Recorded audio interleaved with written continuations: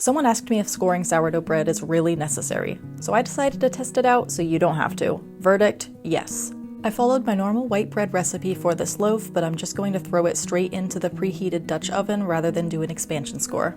First impression, the rise isn't terrible, but the loaf looks a lot smaller than I would expect with this recipe. The crust didn't explode or tear much, but it also didn't open up the way a scored loaf would. It's called an expansion score for a reason. Without it, the crust held everything tight, preventing that dramatic oven spring. We do have some tearing on the underside where that dough was trying to expand.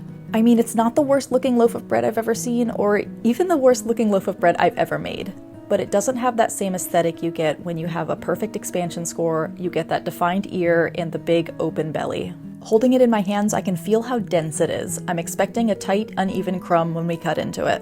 Right away, you'll notice how compressed the crumb looks. That's the gas trying to expand but getting trapped under the crust and creating these big air pockets.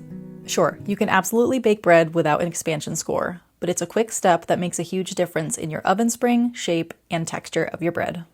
If you're interested in getting started with sourdough, check out the product link to get your Super Starter Kit today.